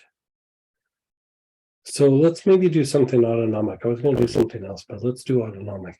So let's have you pull out like sage or tarragon or lemongrass, marjoram, even lavender if you don't have any of those other ones. And let's do two parts. If you have hyssop, let's have you pull out hyssop. If you don't have hyssop, let's have you pull out chocolate root cleanser if you have it. If you don't have that,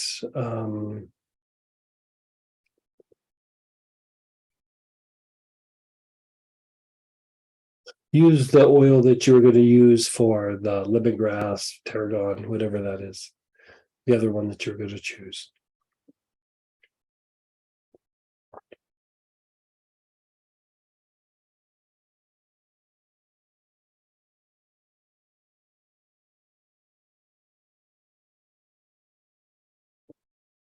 Is everybody good with an oil? I think so.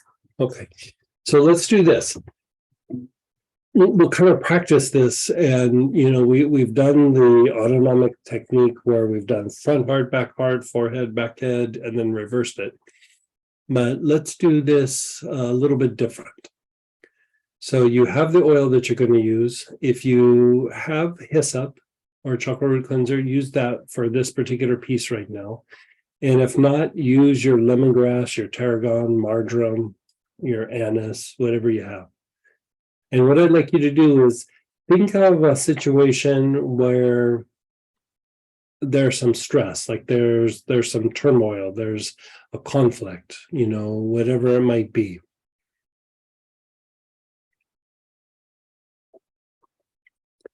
Think about it externally, whatever the situation is, think about the external situation and just observe it. Like, does it feel bad? Does it feel scary? Does it feel stressful? Do you feel numb? Like, that can be a big one. You feel kind of just numb to it all.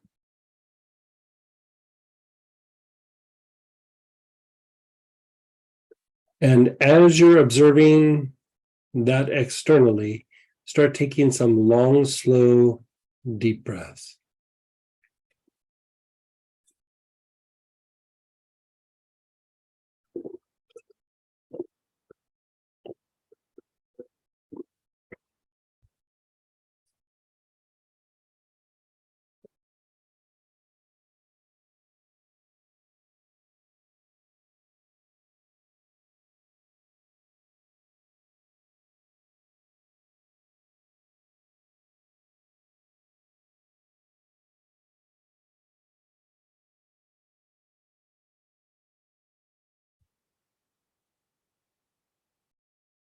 You're still taking long, slow, deep breaths.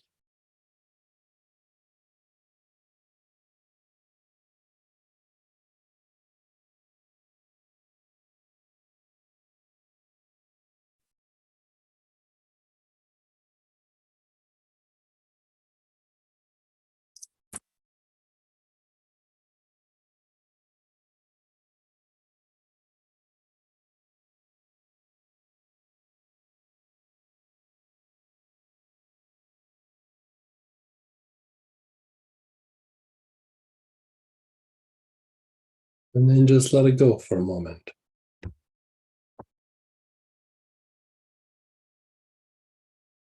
You're just letting it go.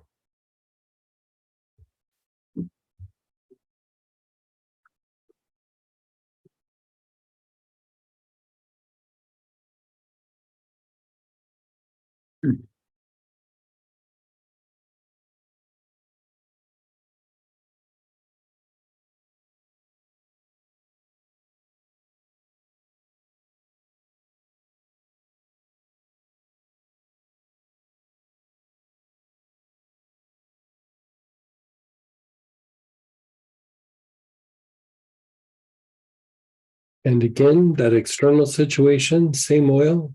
Begin inhaling long, slow, deep breaths. As you observe the situation, long, slow, deep breaths.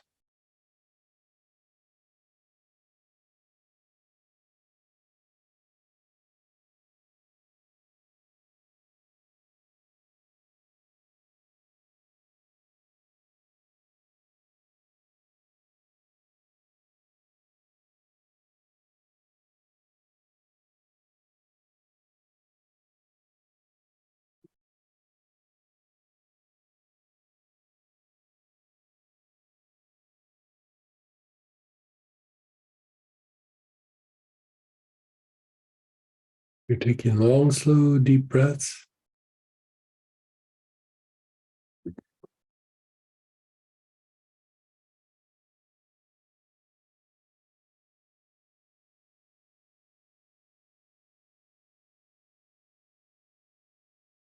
And then just be still. Now, if you are using hyssop, let's go ahead and have you reach for the lemongrass or anise, tarragon, whatever that was.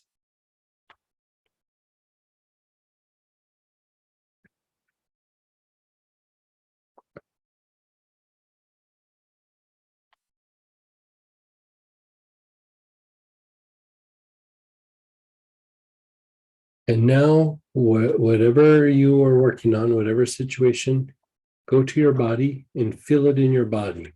Where do you feel it in your body? Do you feel an agitation? Do you feel something stir?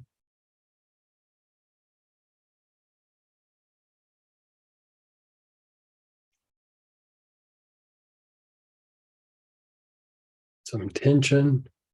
Inhale the oil into that area.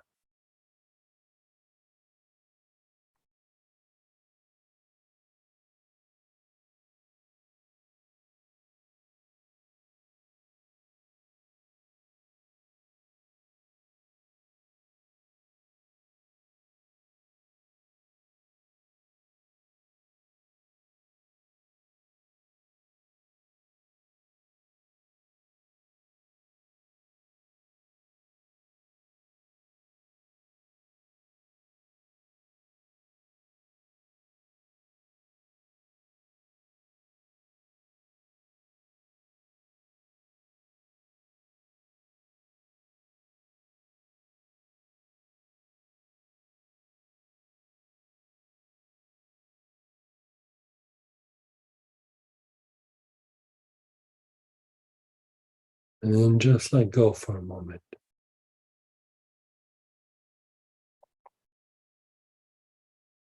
Now, feel it in your spine. Where do you feel it in your spine?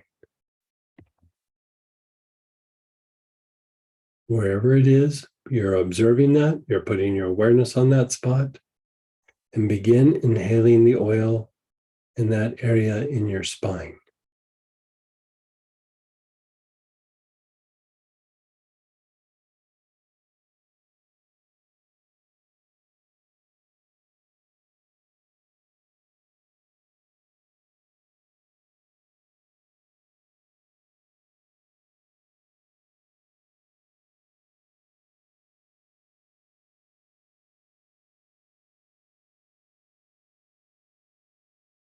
And taking long, slow, deep breaths with your awareness on your spine.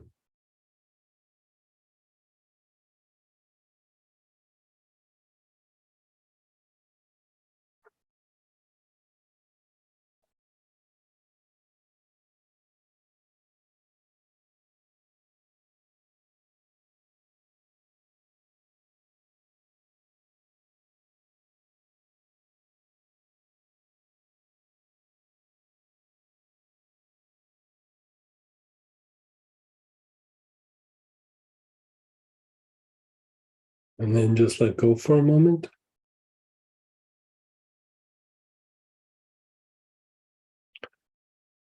Now go to the brain. Where do you feel it in the brain? You feel it on the front, the sides, the back, wherever you feel it. Wherever you feel a denseness, a heaviness. Put your awareness on that spot and inhale.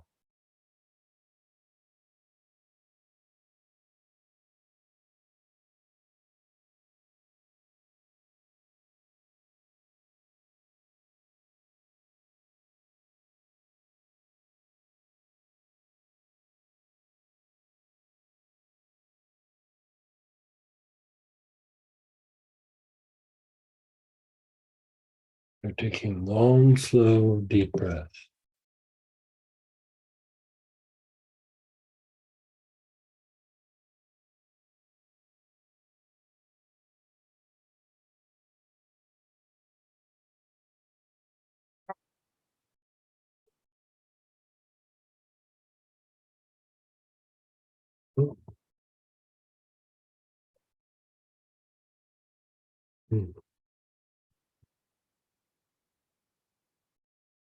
And then just be still. Be still.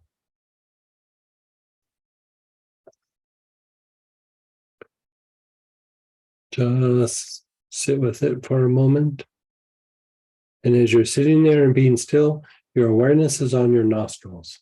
You're not following your breath, you're just observing the air moving in and out of your nostril.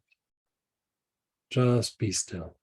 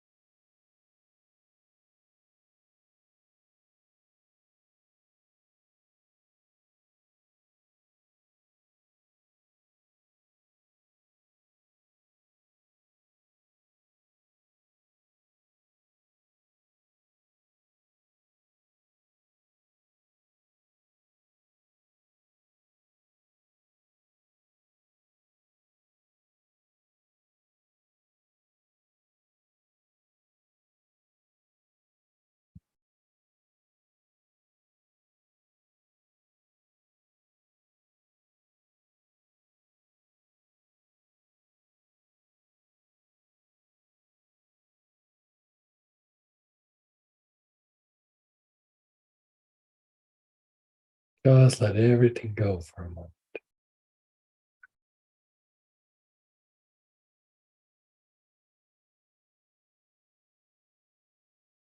Think of that external situation again.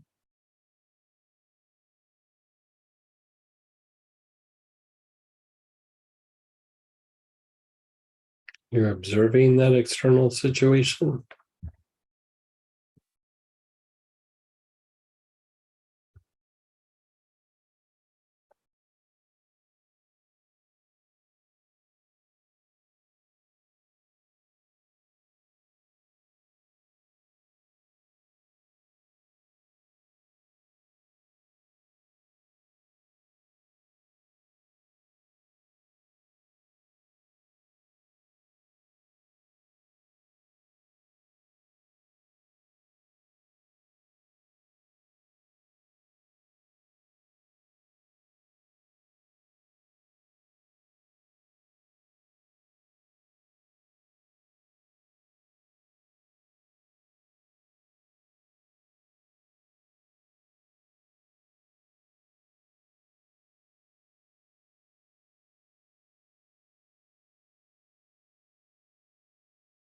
You're taking long, slow, deep breaths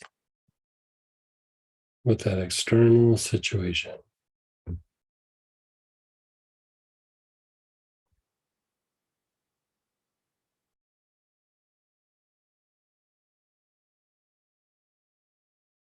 Move your awareness to your body. Where do you feel it in your body?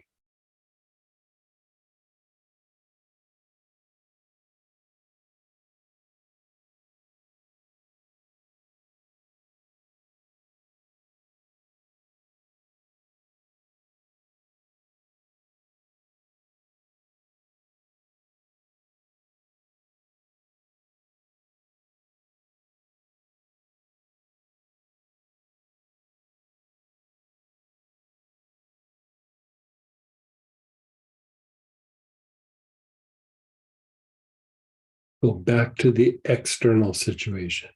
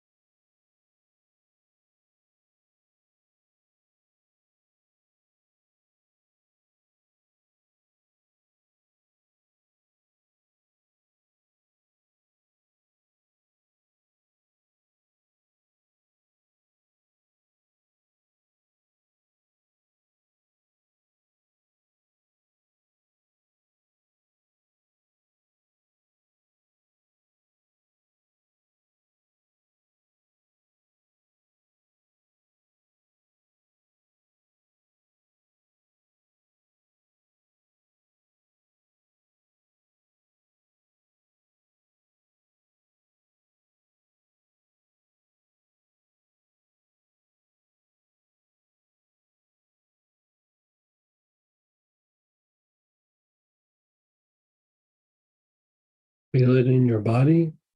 Where do you feel it in your body?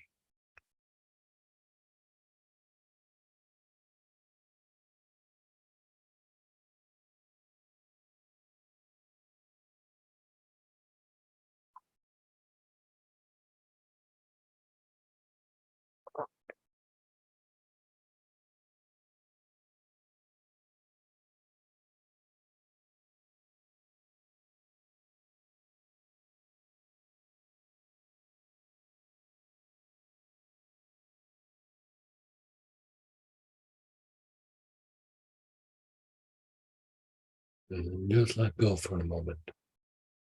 Just let go.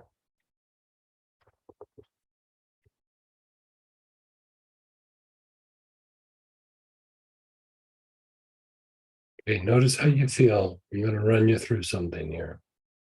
This is very simple, but it can be strong. You can use the same oil. Begin inhaling. Your awareness is on the top of your head. You're inhaling. Your awareness is on the top of your head.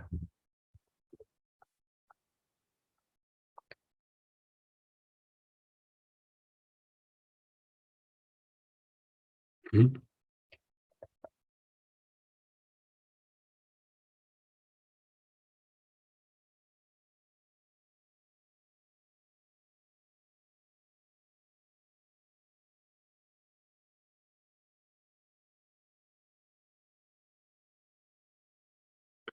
Now, move your awareness to the soles of your feet.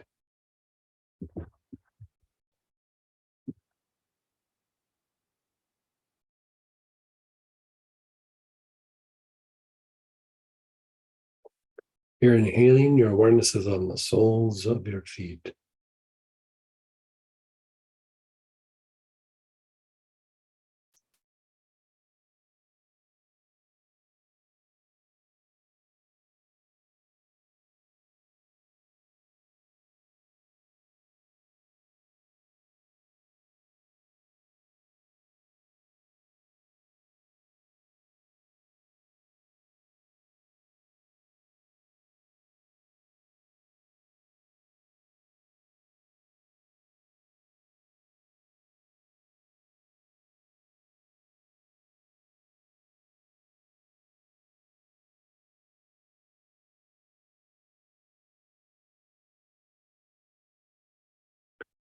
Now, move your awareness up to your forehead and your back head at the same time.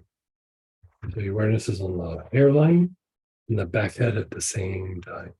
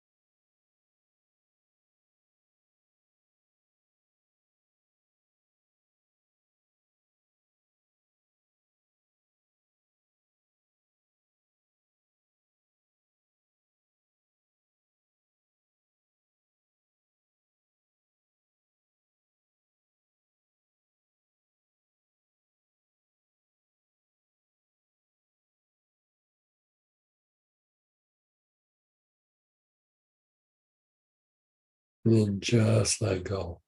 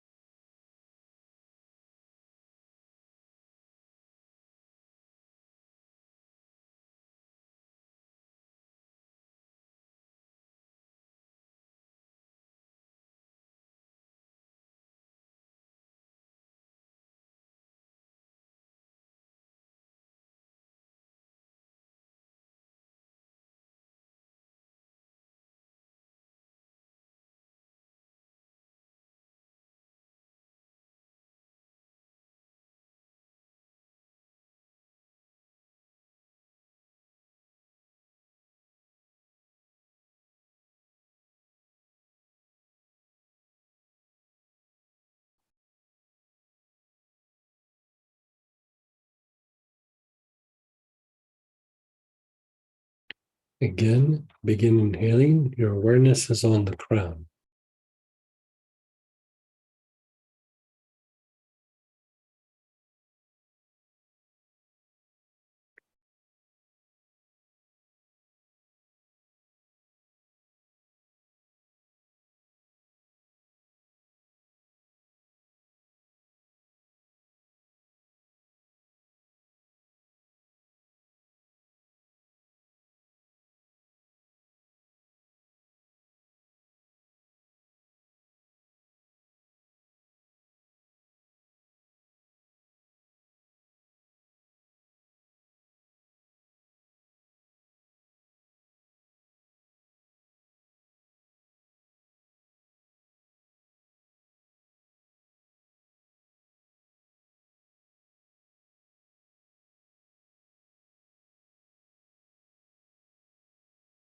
Your awareness is on the soles of your feet.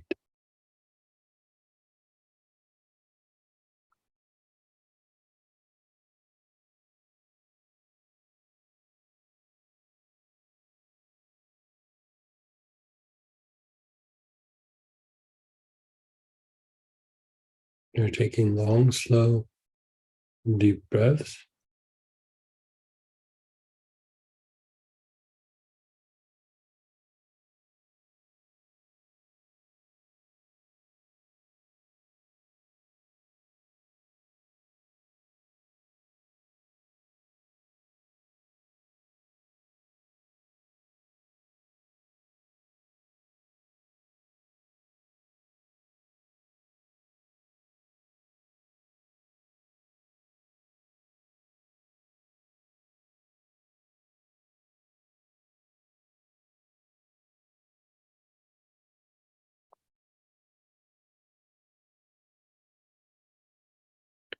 Your awareness is on your forehead and back head at the same time.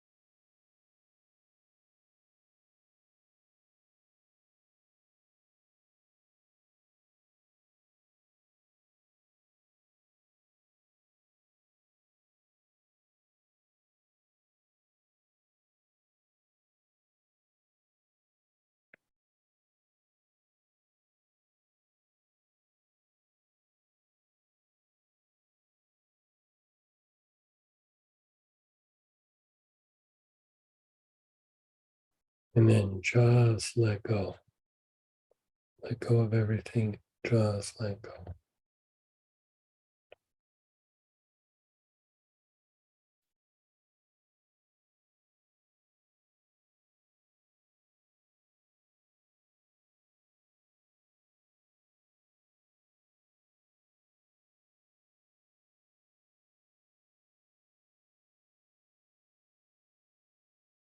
Just be still. Keep your awareness on the two nostrils. You're just observing the air go in and out of the nostrils. Don't control your breath. Don't try to regulate your breath. Just observe the air.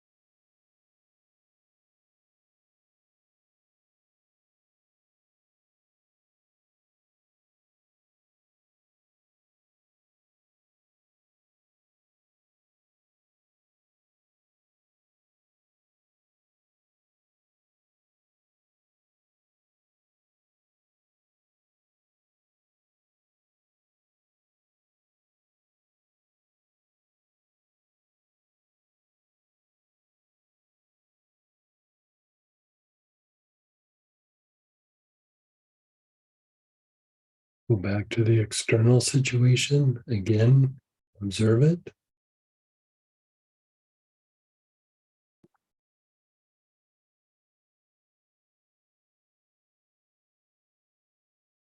Inhale the oil as you observe. And that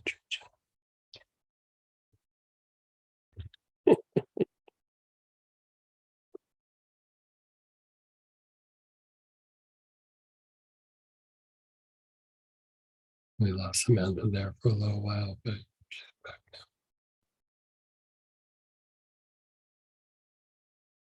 You're observing the external situation. You're taking long, slow, deep breaths.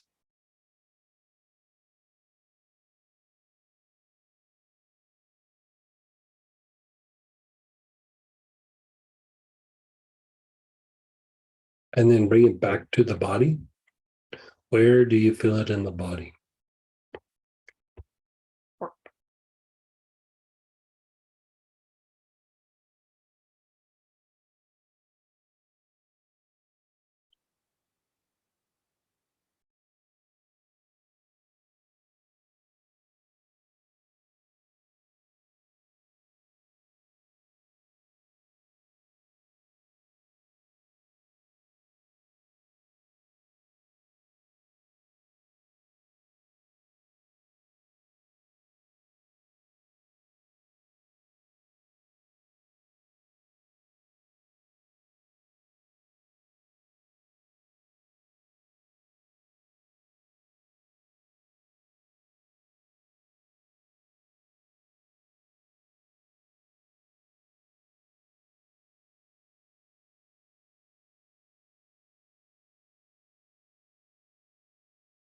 You're feeling it in the body. You're taking long, slow, deep breaths.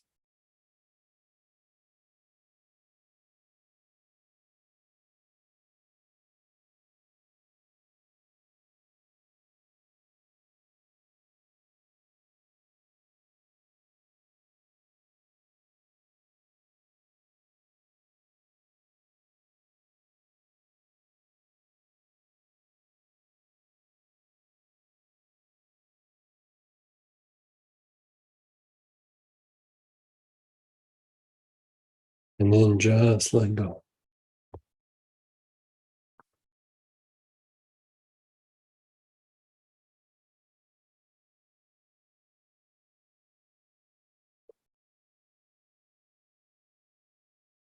So whenever we go to like the external situation, to the body, to the spine, to the brain, you're hitting different aspects.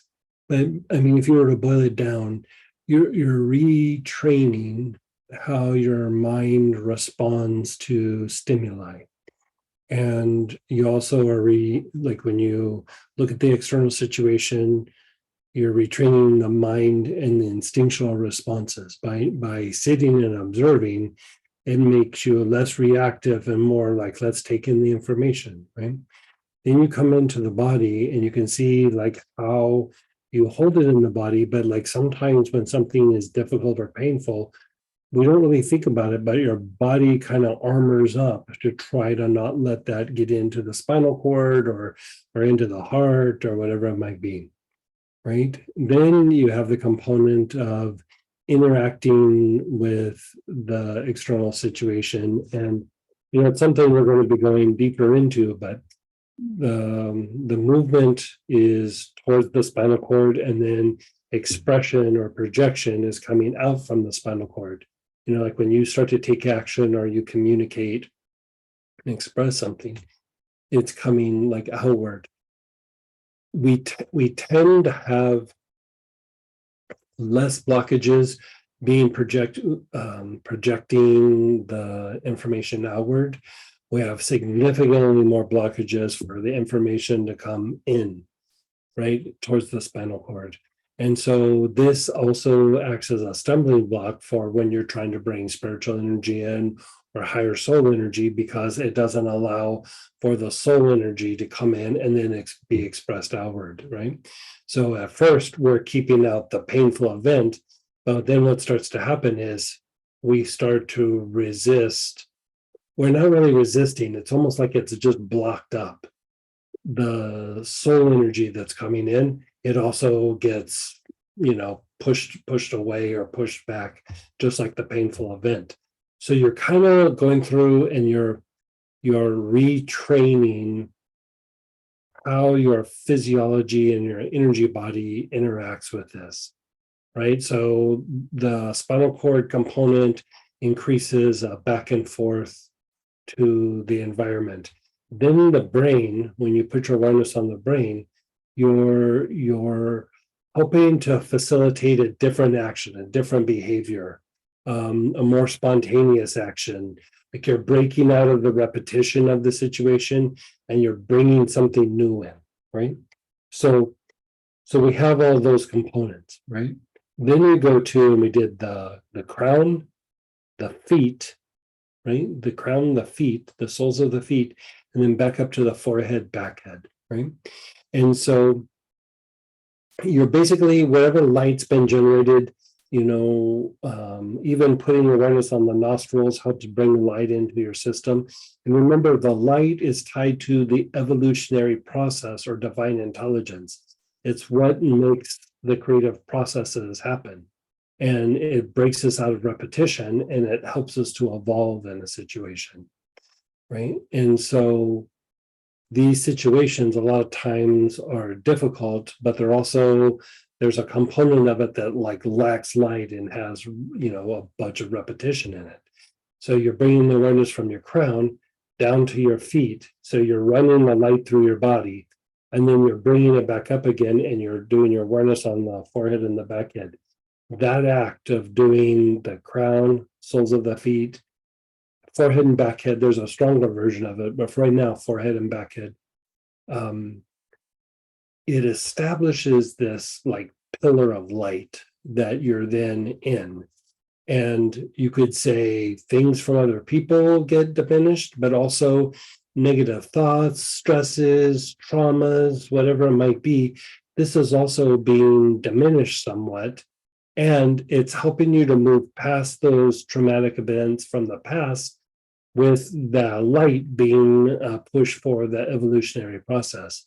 A lot of times when something's painful or traumatic, we get stuck in a holding pattern because of the trauma. Like we have a hard time pushing past it. I mean, it's something that we all struggle with, right?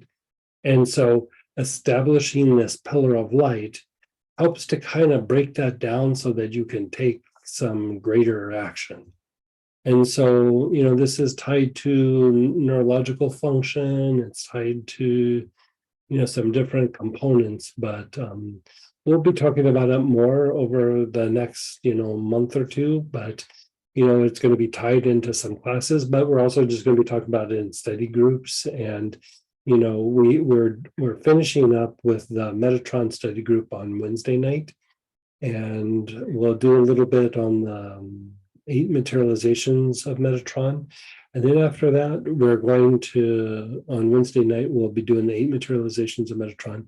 But then after that, we're going to start just pulling in some of the different classes and just doing little excerpts from them. Whether you've had it or not, we're going to kind of go in and start just rotating some of these classes for more practical applications from things that we've been taught.